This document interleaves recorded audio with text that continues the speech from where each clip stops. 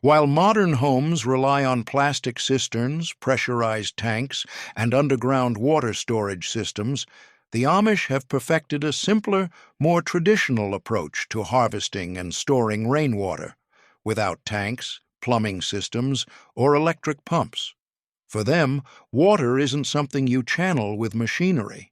It's something you gather, respect, and use wisely, in rhythm with the land. Because they often avoid electric-powered pumps and refuse government-run water lines, rain becomes a vital resource for everything from washing clothes to watering animals to cleaning produce. The foundation of their water system starts with the roof. Amish homes and barns are often built with wide, steeply pitched metal or wooden roofs designed not just to shed snow, but to maximize rain capture.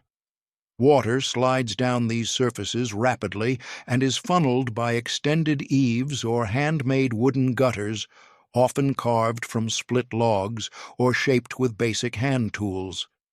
These gutters guide the water down along the edges of buildings to underground channels, stone basins, or hand-dug cisterns. That's the first surprise. Many Amish families don't use above-ground tanks because they don't need to.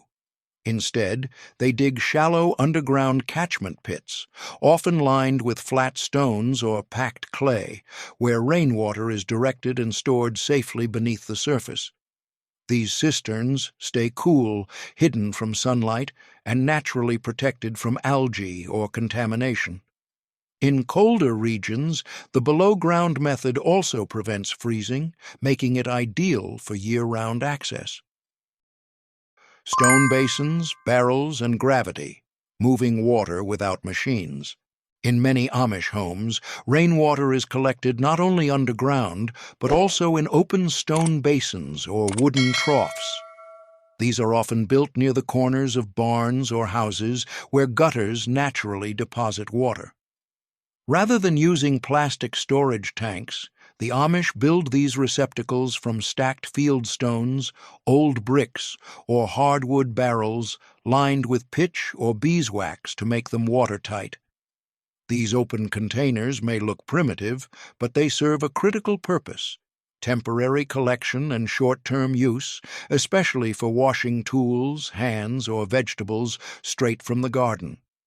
For longer-term needs, such as supplying water for livestock or laundry, the Amish often rely on gravity-fed systems.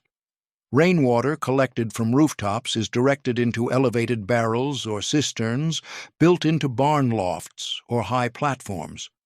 Once stored above ground, the water can then flow downward through wooden or metal pipes into troughs, sinks, or washtubs. Because the pressure is created by gravity, there's no need for motors or pumps, and the water flows only when needed, controlled by spigots or hand-operated valves. When stored underground, water must be manually retrieved. In this case, Amish families use hand pumps, pulley buckets, or even foot-operated levers to draw water from the cisterns.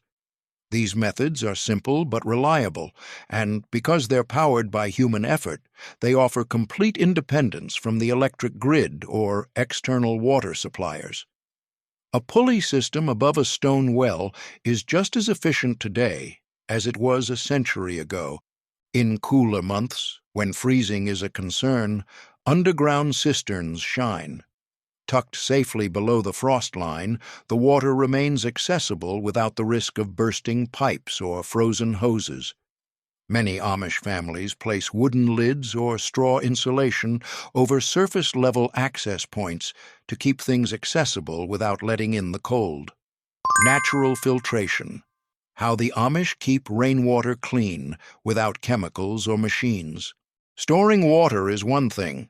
Keeping it clean enough to use, especially for drinking, cooking, or washing, is another challenge entirely.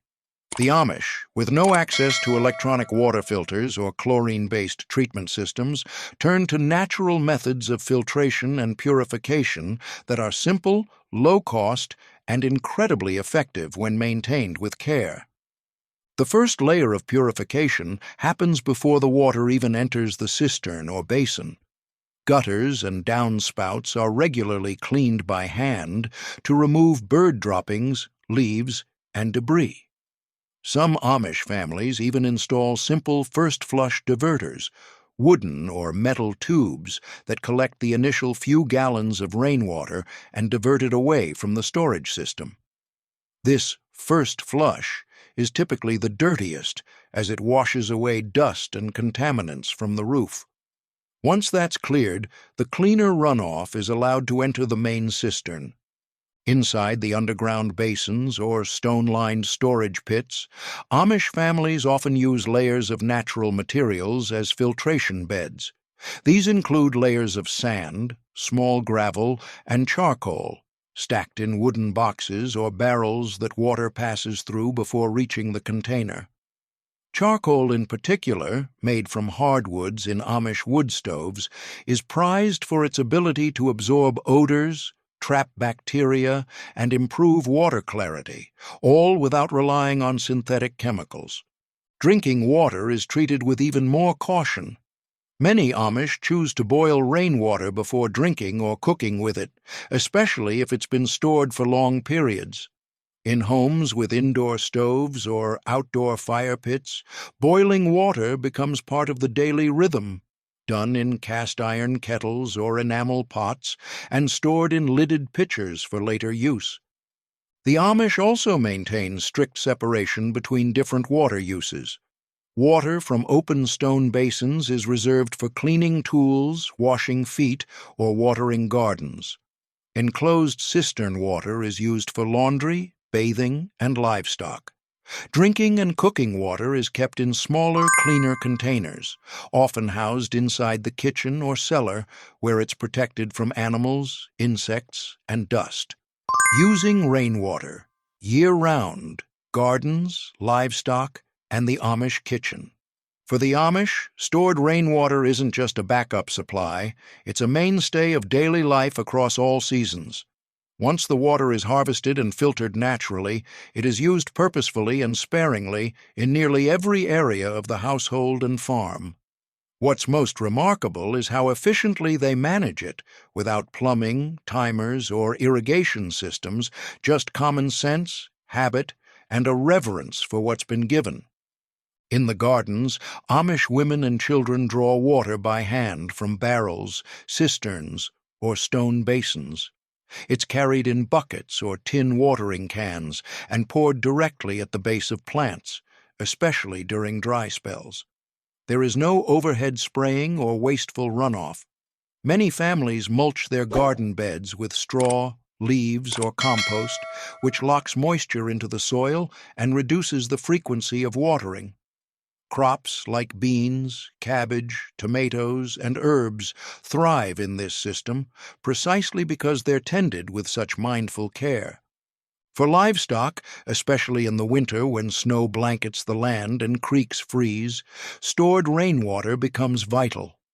Amish farmers manually fill wooden or metal troughs each morning, often using a pulley system or gravity-fed pipe from a loft cistern. In the kitchen, rainwater is used most often for washing produce, rinsing jars for canning, and scrubbing floors and counters. It's carried inside in pitchers or buckets, used, and then emptied outside into graywater trenches or compost piles. Many Amish homes have designated water basins in mudrooms or porches where family members wash up before entering the house, especially after barn work. This routine keeps the clean water clean and separates it from water used for chores or rinsing. Even on laundry days, typically once a week, Amish women use rainwater for soaking, scrubbing, and rinsing clothes in large wash tubs. The Amish are not just conserving water, they are living in a relationship with it, knowing how to get the most out of each drop. Every action is intentional, every use thoughtful. The effort it takes to collect and move water becomes a kind of built-in discipline, preventing waste not with rules, but with humility and routine. Water as a gift, stewardship, simplicity, and the freedom of self-reliance. To outsiders, the Amish way of storing rainwater without tanks may seem like unnecessary labor. But to the Amish themselves, it's part of something much bigger than just utility. It's about honor, stewardship, and living in submission to God's design. Every drop of rainwater is a gift, and the effort it takes to capture, carry, and use it becomes a kind of daily worship. Amish life is centered on discipline through simplicity. When there's no faucet to twist, no electric pump to hum in the background, a family must rely on intentional movement, from hand-pumped cisterns to garden buckets, from well-worn footpaths to basin washing. These tasks aren't seen as burdens, but as blessings. They keep families grounded in rhythm, remind children where water comes from, and bind communities together through shared systems that don't require government oversight or modern machinery. There's also freedom in it. Freedom from utility bills, freedom from service outages, freedom from the creeping dependence that develops when everything comes easily. The Amish know that by staying off the grid, by refusing to tie their homes to electric lines, plumbing codes, or chemical-laced systems, they preserve a kind of spiritual independence, one that comes not from rebellion, but from obedience to a higher order.